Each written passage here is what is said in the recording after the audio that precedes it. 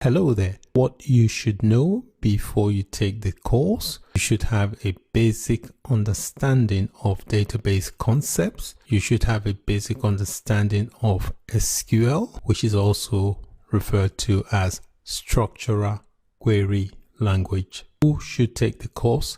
The course is an absolute beginner's course, so anyone who is new to database administration, data analyst, data scientist. What will you learn on the course? The course is a practical hands-on course. We'll start off by installing PostgreSQL.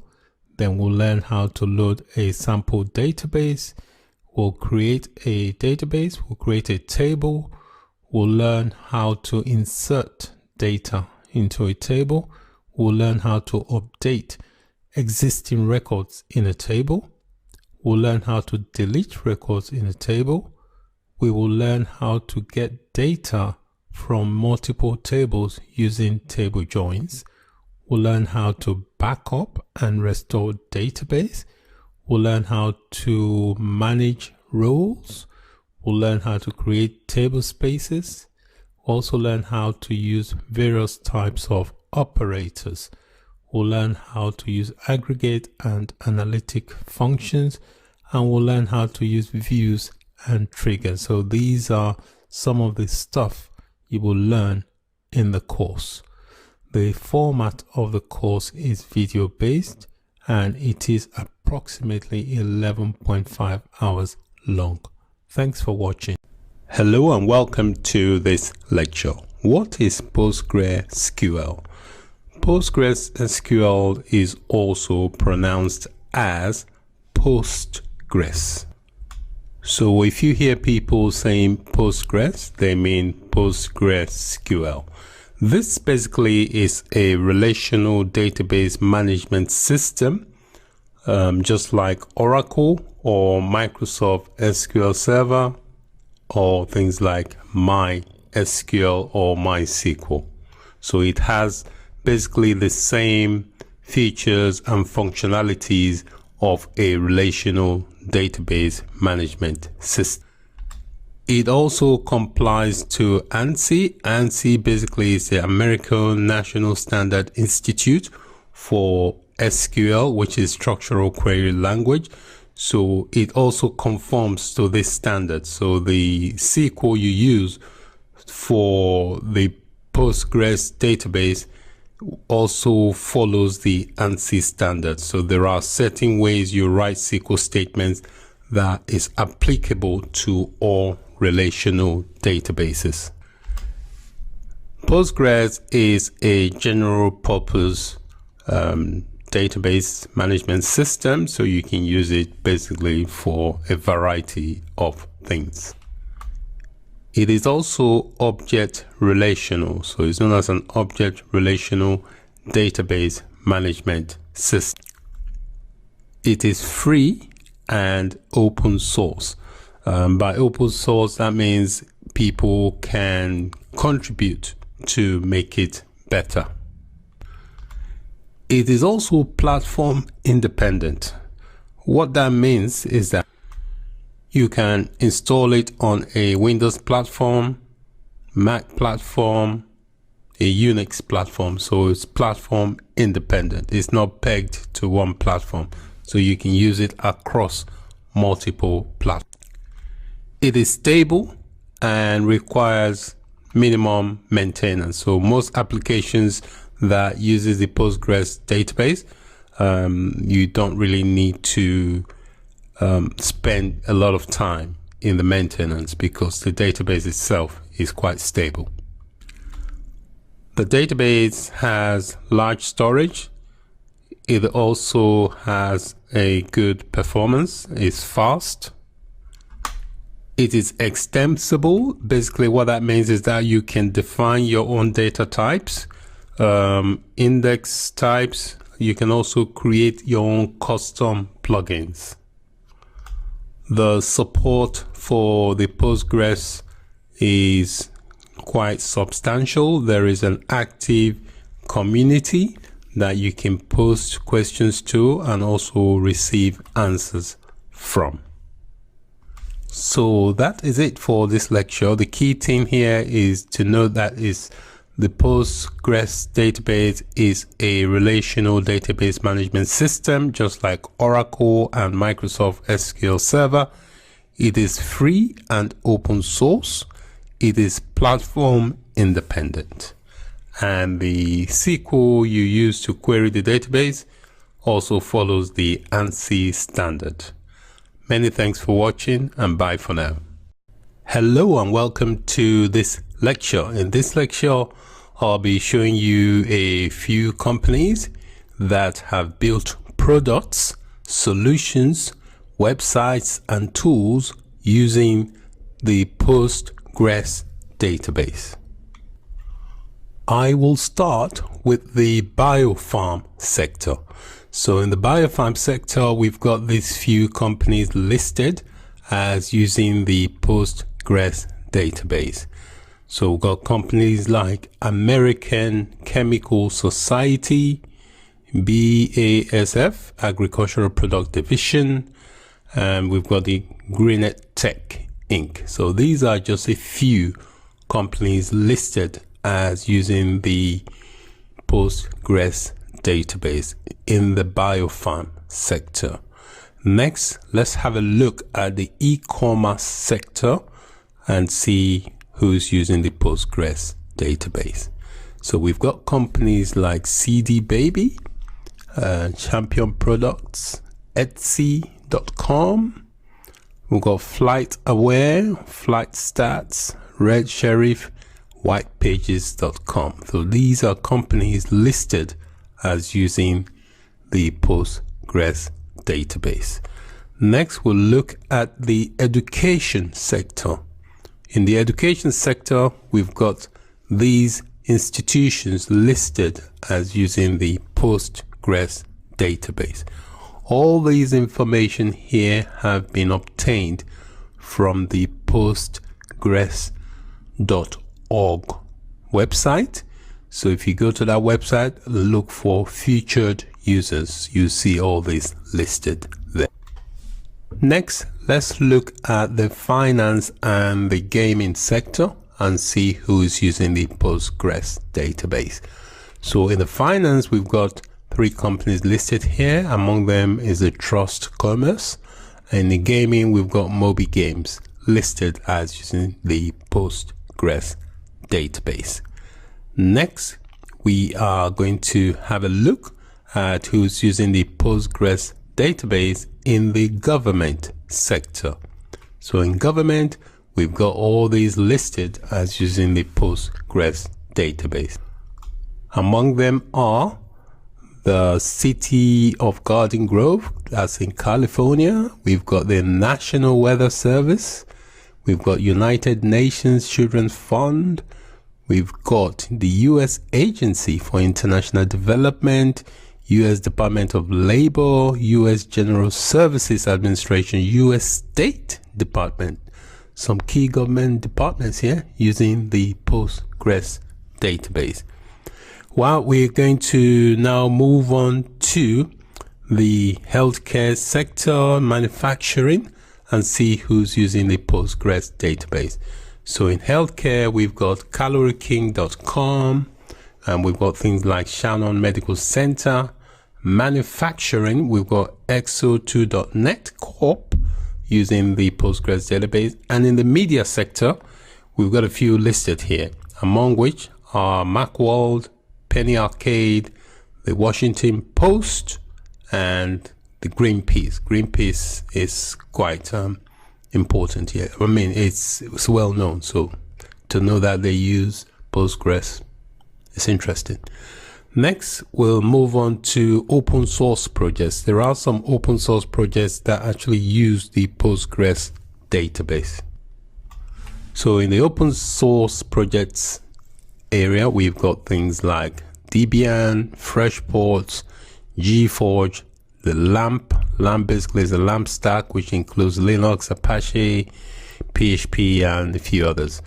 And we've got the SourceForge as well, which is quite popular for various types of downloads. So they also use the Postgres database. So next we'll look at the retail sector. We've got a few listed here in the retail sector, things like Safeway, Sutaya, the Rockport Company, among a few. They are listed as using the Postgres database. Let's move on to technology. We've got Apple, Fujitsu, Omnity, Red Hat, Cyrus IT, Sun Microsystem, among others, using the Postgres database. Also some telecom companies as well.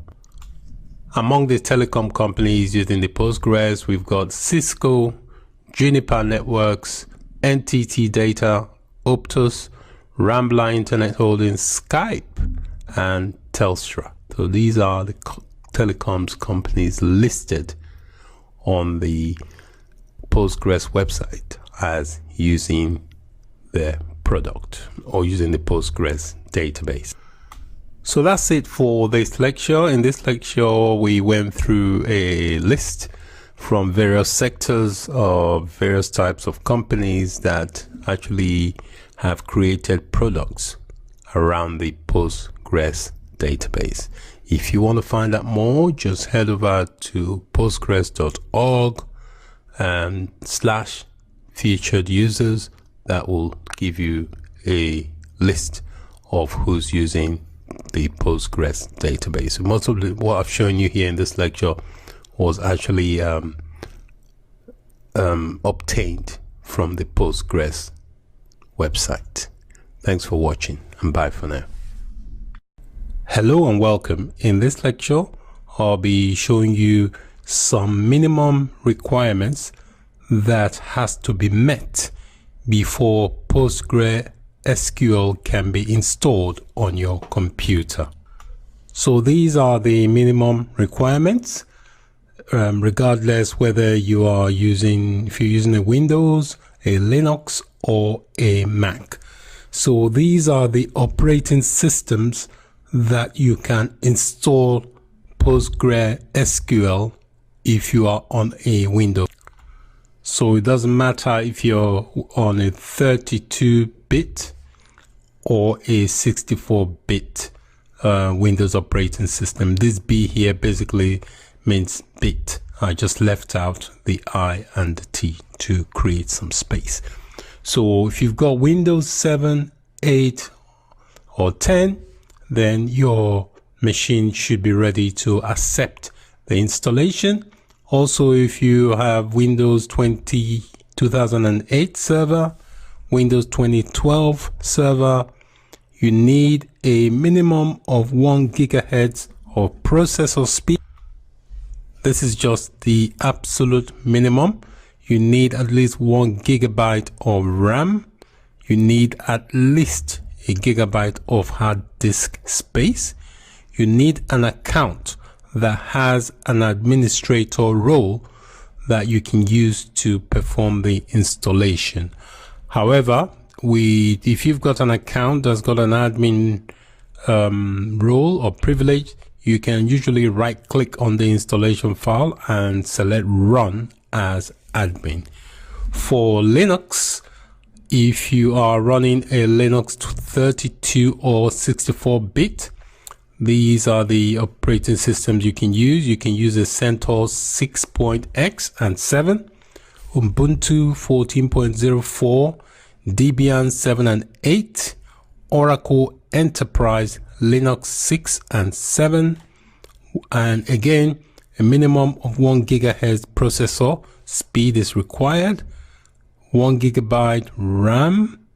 You need to have a super user privilege on an account. You need that before you can perform the installation. If you are on a Mac, you can install PostgreSQL on OS X Server 10.8, 10.9, and 10.10. You need a minimum 1 gigahertz processor power or speed, 1 gigabyte RAM or memory. You also need a super user account with super user privileges to perform the installation. So these are the bare minimum requirements if you're running Windows, Linux, or Mac and you wish to install PostgreSQL. These are the absolutely bare minimum requirements. So that is it. Thanks for watching. Bye for now. Hello there. In this video, I'll be showing you how to install PostgreSQL on your local system. Postgres was developed for Unix-like platforms. However, it has been designed to be portable. What that means is that it can run on multiple platforms such as Mac OS, Solaris, and Windows. I will be illustrating by installing Postgres on a Windows-based platform. Let's take a look at the steps that we are going to follow to complete the installation of PostgreSQL. So we are going to start off by downloading PostgreSQL installer for Windows. If you're installing on Windows, you do that via an installer. So once we've downloaded it, we'll then install PostgreSQL and we'll then verify the installation. If you are running Windows 8 or Windows 10, you will need to install PostgreSQL on an account that has administrative privileges. So let's begin by downloading the PostgreSQL installer for Windows, and the link is displayed on the screen. So if you head over to that link, and then we can begin the download of the installer. So once you've navigated to the installer download page, there is a link that says download the installer certified by Enterprise DB for all supported PostgreSQL versions. So click on the link and select. There should be an option here for cookies. You can click OK to agree, and then you select your version. Select the latest version that you can see. The latest version is usually displayed on top. As of the time of recording this video, the version is 10.5, so I'm going to click on that. And next you got to select your operating system. So I'm going to click on the drop down and select my operating system. I am running a Windows 64-bit, so I click on that, and then you have the link to download. So just click on the download now and it will begin the download. So that's my download there. It has started. I just give it a few minutes to complete the download. So the download has finished. So I'm just going to double click on the link here to run the installation. You may get a user account control pop-up if you're running a Windows operating system. Just click yes to accept that, and that will allow the installation to begin. So the installation is being processed at the moment. So we just let it go through the steps for processing and initializing the application. You'll be presented with a setup wizard. So click on next, and you are presented with a default installation directory. You can accept that, or you can specify your own installation directory. I would recommend you accept the suggested location that Postgres has specified. Just click next, and then you have this select component option. So make sure you accept all the boxes that have been checked. What that means is that it will install all the options here checked: PostgreSQL Server, the pgadmin 4, Stack Builder, command line tool. Just accept all and click next, and it tells you a data directory. it has specified a data directory for you. You can either change that or accept the default. I would accept the default. Click next. Next, you are given an option for a password. So you have to provide a password for the database super user for the Postgres database. So specify a password that you can remember. So this password here that you're setting up now is going to be the password for the database super user and service account. So once you've set that up, click on next, and it's specified a port. Please select the port number the server should listen to. The server has to listen to a specific port, so you have to specify one. By default, a port 5432 has been suggested for you. Please leave it as the default port and click next. And then you are asked for a database cluster if you want to set up a cluster. I would advise you leave the default, which is default local. Leave that as the default and just click next. Click next again, and then click next again. And we just wait for the installation to run through.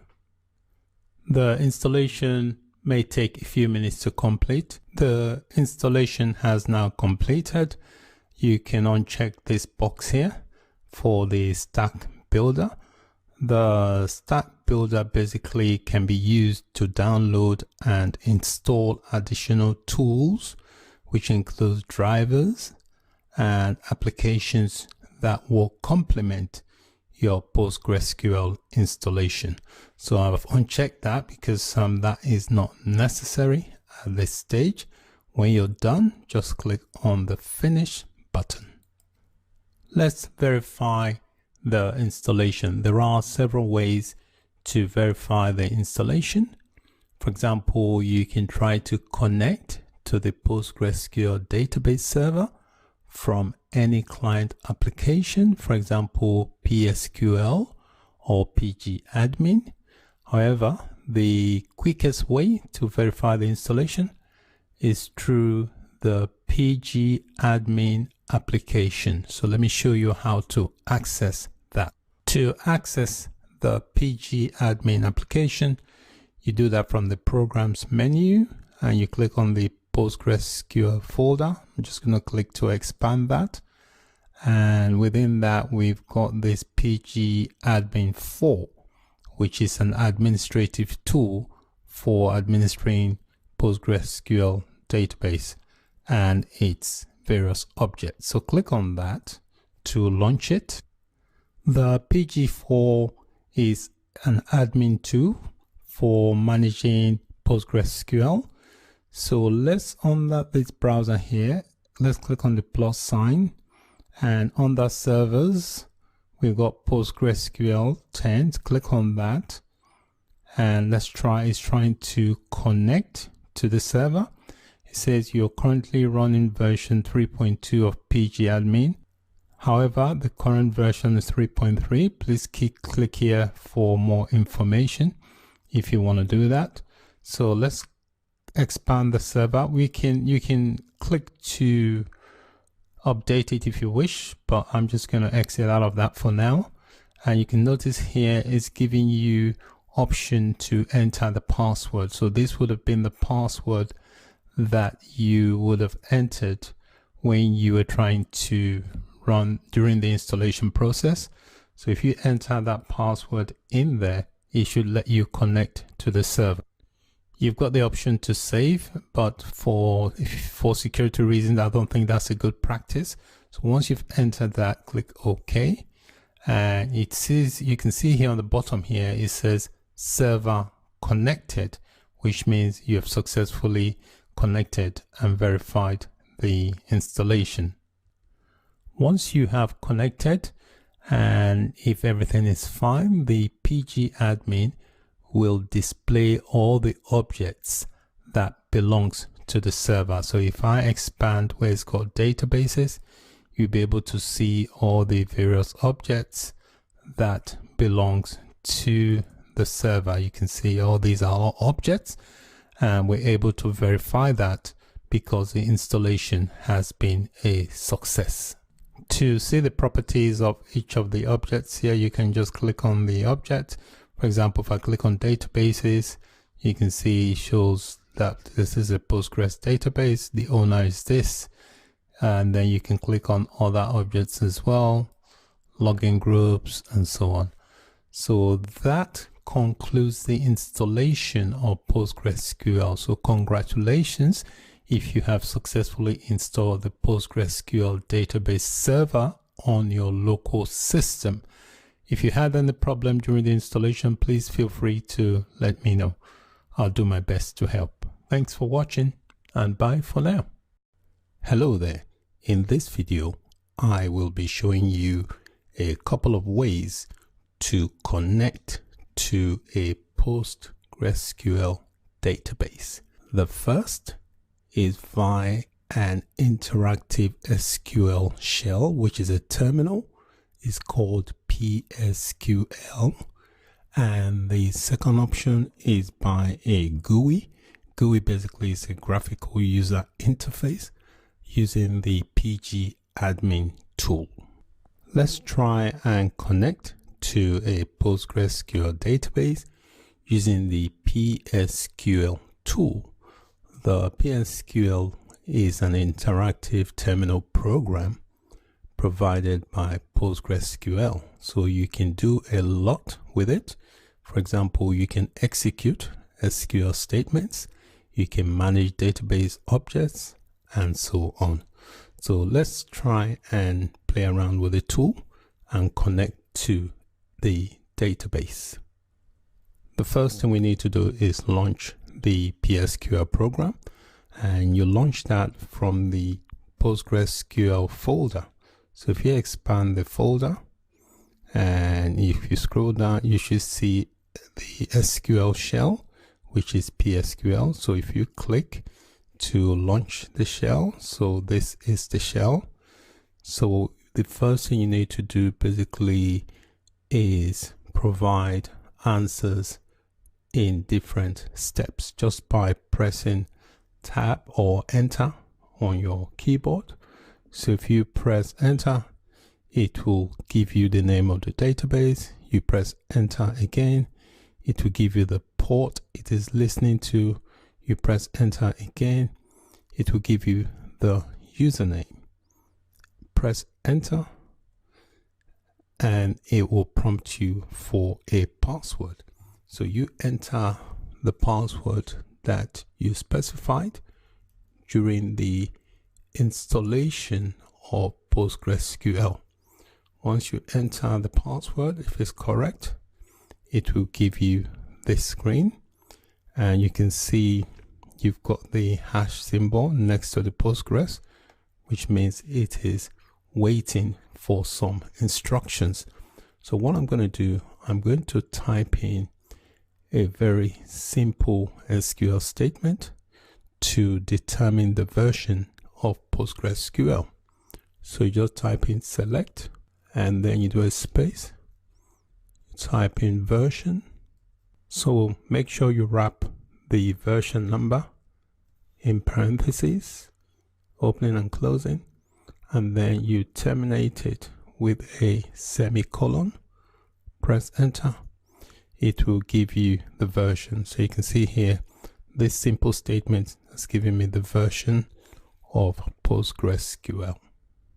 So you can see from here, this statement has returned one row. So we've successfully connected to the PostgreSQL database.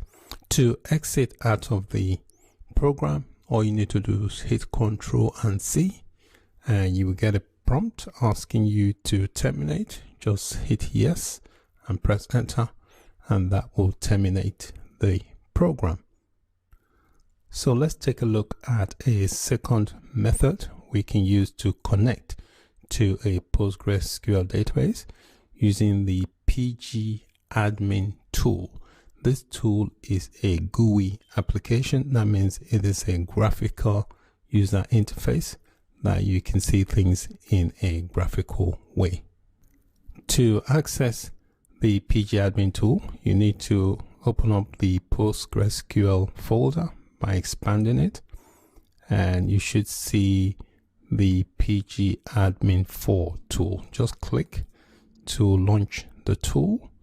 It's an administrative tool, so we'll give it a few minutes to fully launch.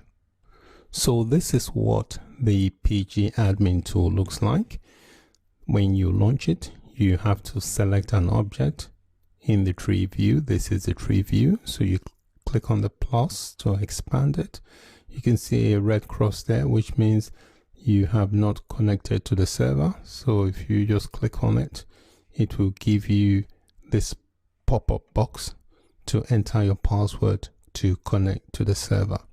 If you don't want to enter the password each time, you could click on save, but I wouldn't recommend that. It's not really a good practice, although it's okay if you're working in your own environment, but it's good to develop good practices right from the start.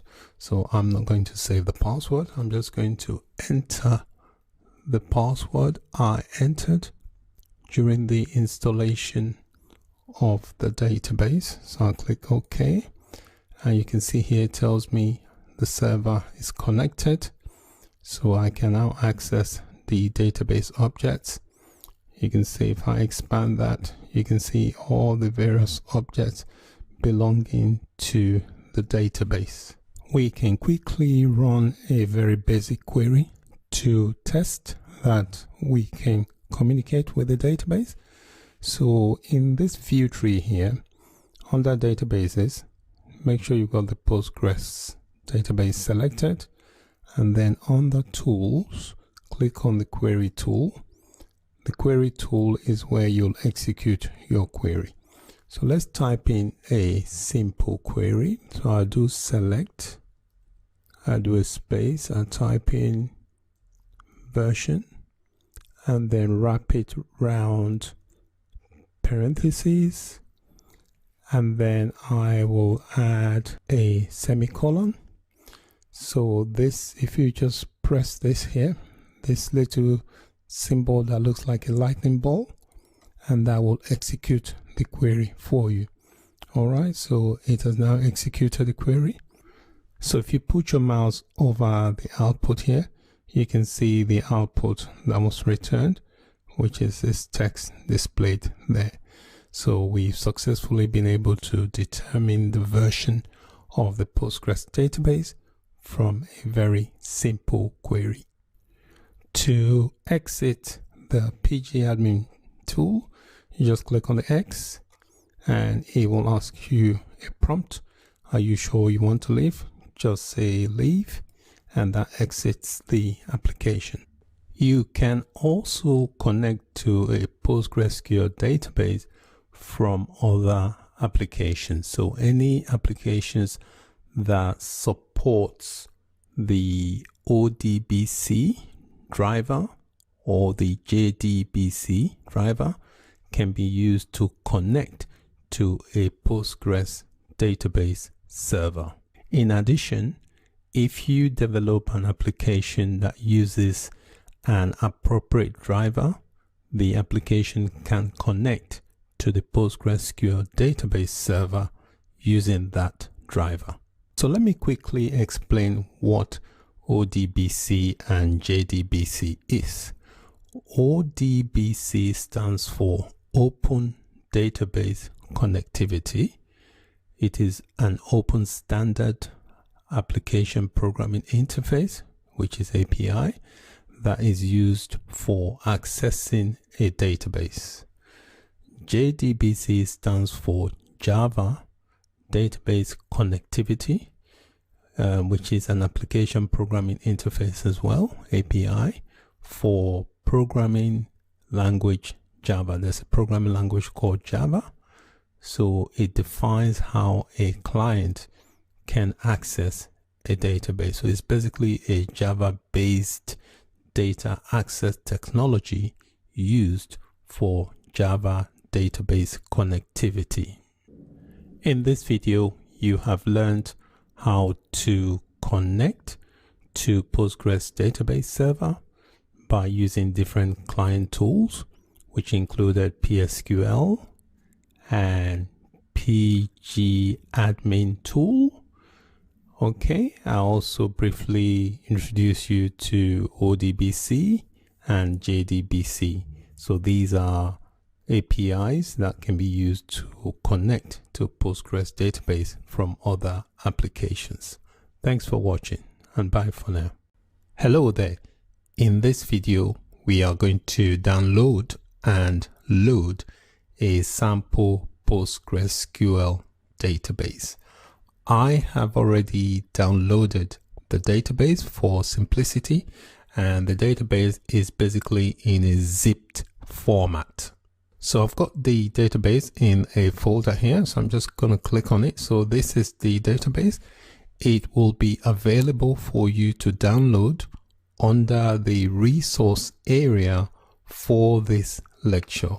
It's in a zipped format, so you need to have a software extraction tool to extract the database. So you can use WinRAR, you can use WinZip, or any software extraction tool you have available. You can use that to extract the database content. So let me walk you through the steps we are going to take to download and load the sample PostgreSQL database. So we're going to start off by extracting the zipped database. We're going to extract it to a .tar format. Once we've done that, we're going to create a folder on the C drive or any drive you wish, and then we'll place the extracted tar format into that folder, and we will create a new database using the PSQL tool. We need to create a database to restore the sample database into. Once we've created a new database, we'll then have to load that sample database using a command line tool. If you're on Windows, you use the command prompt. If you're on a Mac, you can use the terminal. Once we've loaded that, we'll then verify the loaded sample database by running just a basic query to make sure everything works. So let's begin by extracting the database. I'm just going to click on this folder here, and the software extraction tool I have is called WinRAR, which is actually free to use. So I'm just going to right click and click on extract here, and it will extract the content. You can see now it has extracted the content. You can see this is the extracted content. If I right click and click on properties, you can see that it is now a .tar format. All right. So what I need to do is now go into my C drive. Let me right click and copy this, and I'll quickly go to my C drive, and on my C drive I will create a folder called temp just by right clicking and going on folder, and I'll call this folder temp, and inside this temp folder I'm just going to right click and paste the tar formatted file. So this is the extracted database in the tar format. I've placed it into a folder on my C drive called temp. Next thing we need to do is create a database using the PSQL tool. So within the PostgreSQL folder, just click to expand that, and then click on the SQL shell, which is the PSQL. And what we need to do is create a new database. So just press enter to just provide some answers until you get the prompt to log in.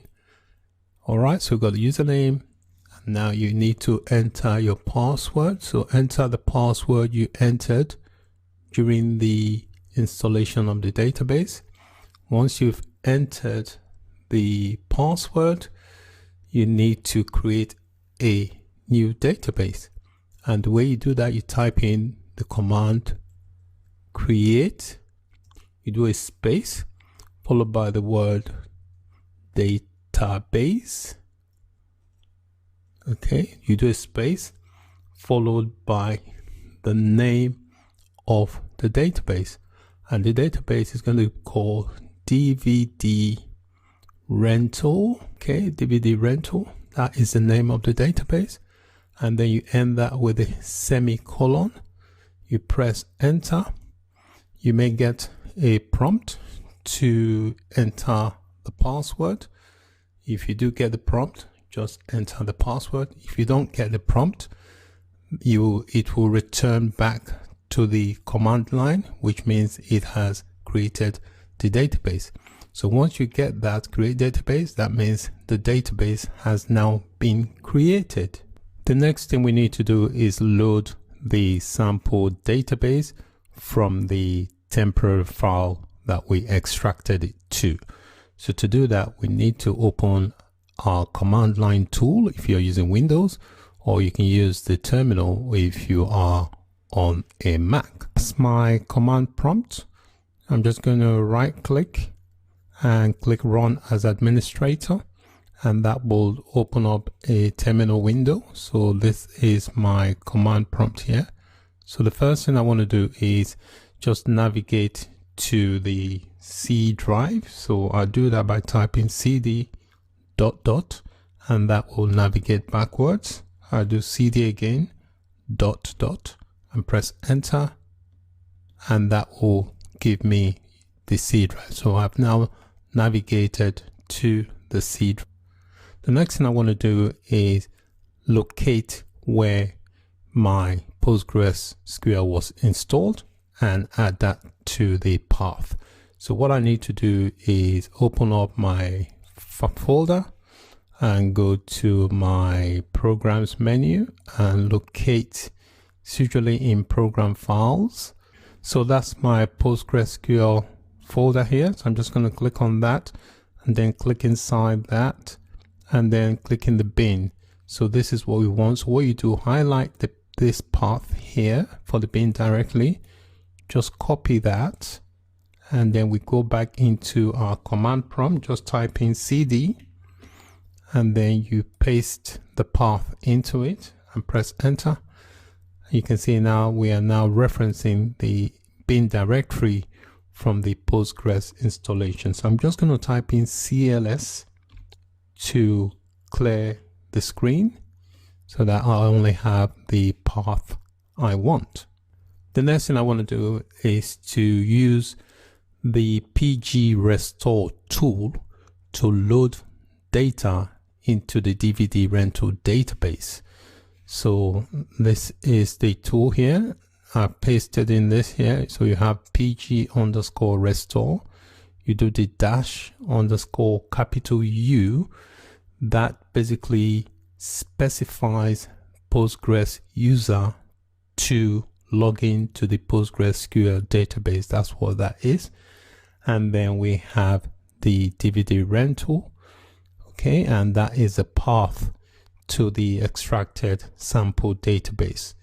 So just press enter, and that will ask you for a password to the database. So you just enter the password to the server and press enter. You may get some errors. So if your console or your terminal is clear and it returns to this command here, that means it would have loaded the database. So if we launch the PG admin GUI tool, we can use that to check the database that was loaded. So open up the GUI tool by locating it inside your PostgreSQL folder. So that's my PostgreSQL folder, and I'm just going to click on PG admin 4, and that's my PG admin 4 tool here.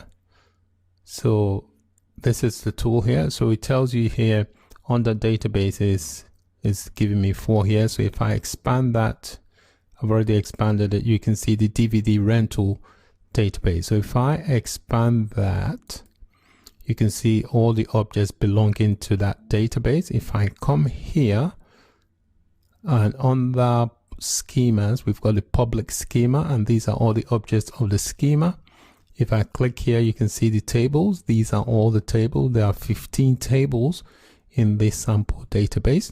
So if I want, I can do a quick test by going on the tools here and opening the query window.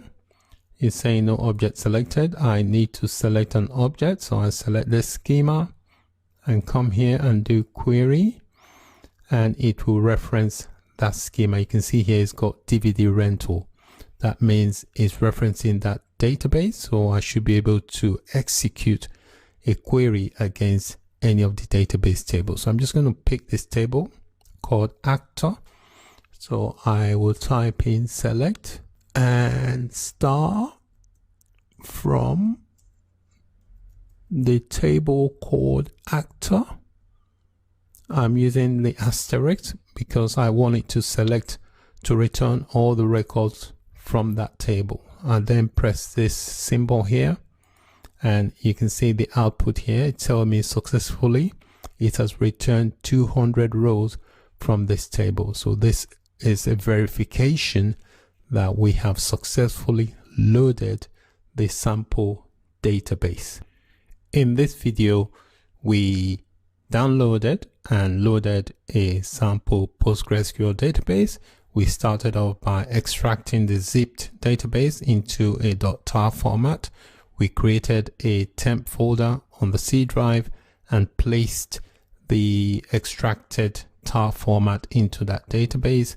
We then created a new database in PostgreSQL using PSQL. You have to create a database in order to load the sample database into. So we did that. We then loaded the sample database using the command line tool, and we were able to verify the loaded sample database by running a very basic query on one of the tables in the database. Thanks for watching. If you had any problems during the loading of the database, please feel free to contact me. I'll be more than happy to help. Thanks for watching, and bye for now. Hello and welcome to this lecture. In this lecture, I will be showing you how to download the latest version of PostgreSQL for Windows. We are going to be downloading the latest version for Windows. We are going to head over to this link here to begin the download. https://www.postgresql.org. So let's head over to that location. So this is the site for PostgreSQL. So once you're here, make sure you're on the download page by clicking on this download button. And once you've clicked on the download button, it will give you various options. We are interested in the Windows option, so we're going to click on Windows. Click Windows, and that will give you this page.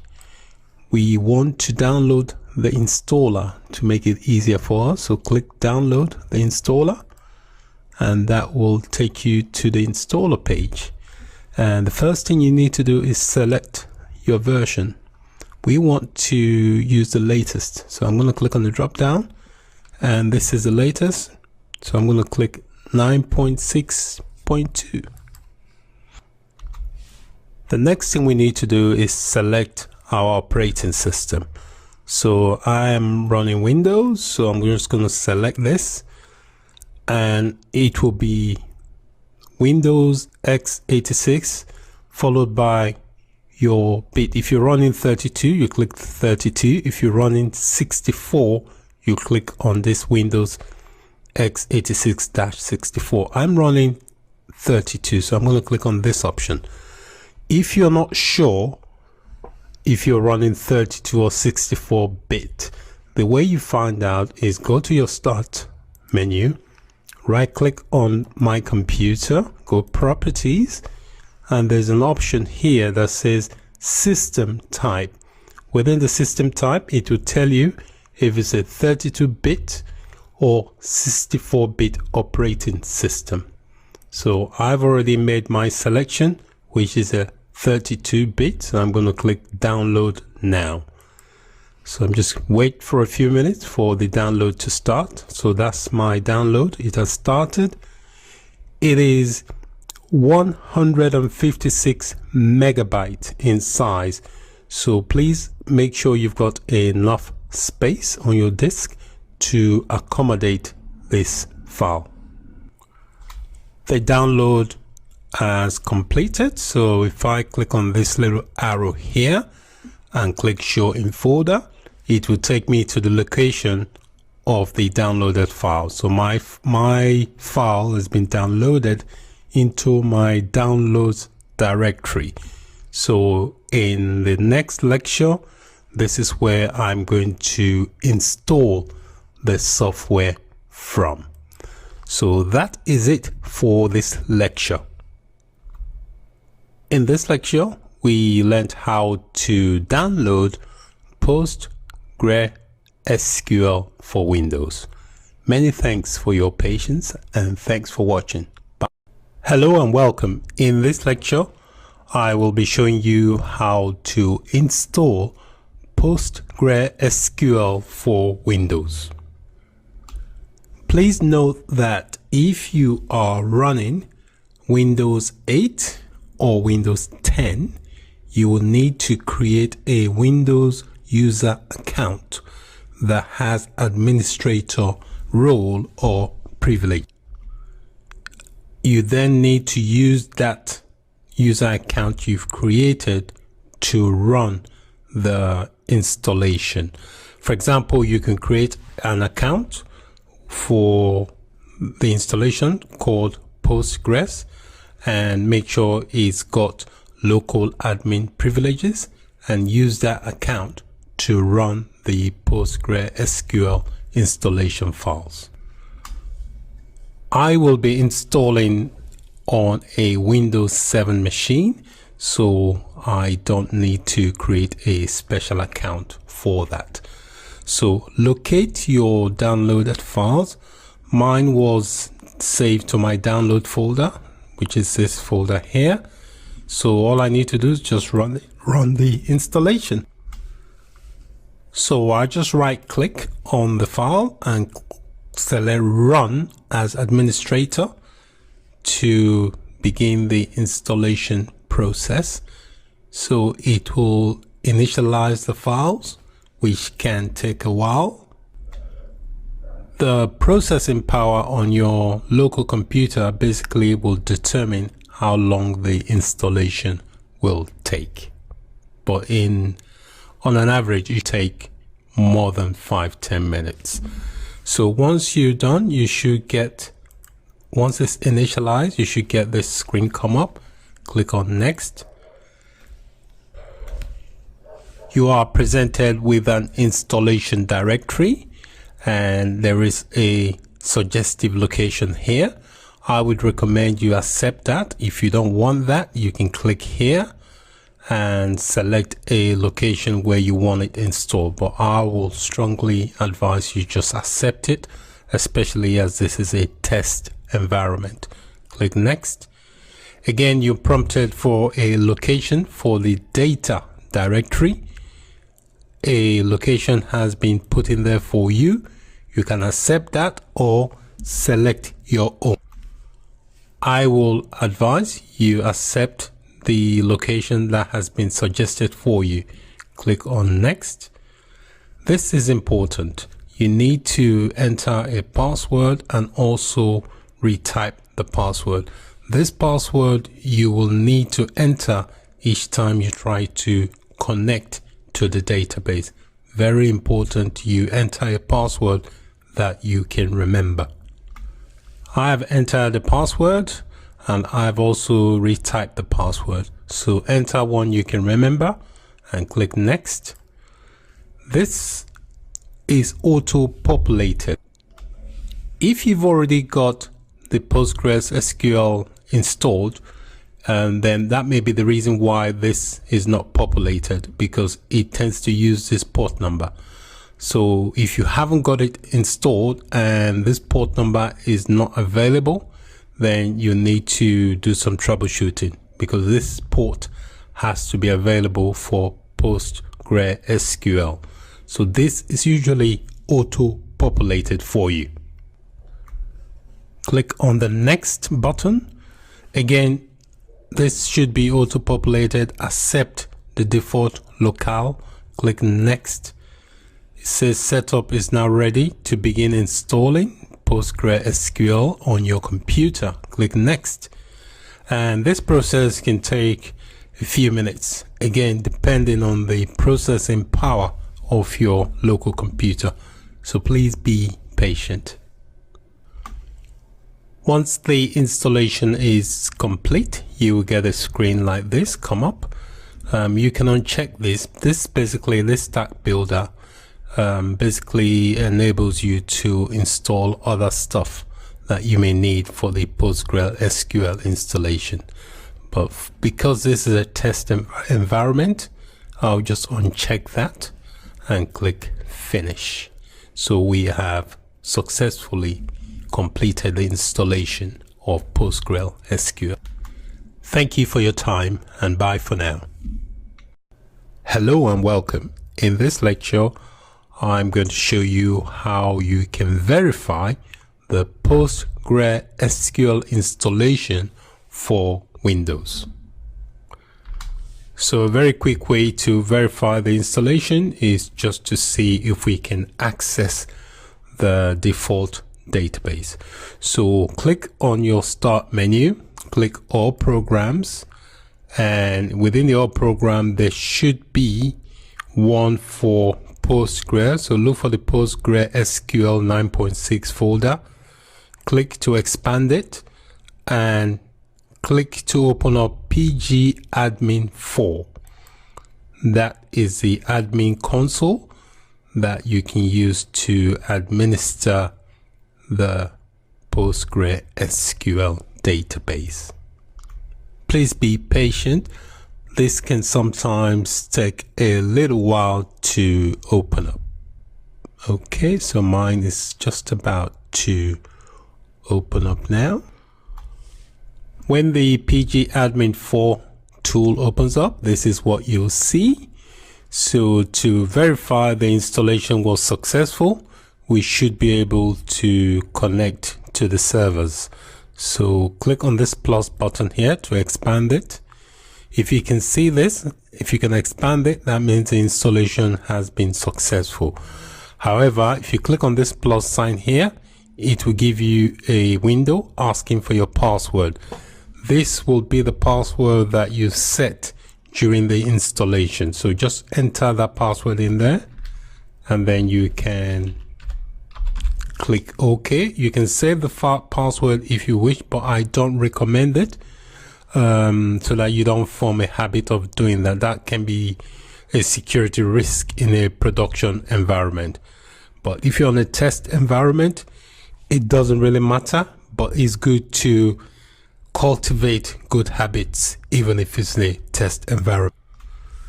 Once you've entered your password, click OK, and if it works okay, you should get a different screen here. So this is the dashboard. You should get a message that pops up to tell you that you have connected to the server. That briefly pops up, then disappears. So this is a server. So if you can expand the databases, and this is a default database that was added. It tells you here databases 1. So if you can expand that, that means the installation has been verified and successful, because you can access aspects of the database. So while you've got the databases selected, you can flick through different aspects here. This is a dashboard area. You can click on the properties. It shows you a different view for the properties. It tells you the name of the database and give you some other information there. And if you click on the SQL here, It gives you the SQL that was used to create the database. If we click on statistics, again, give you different views here, so you can read through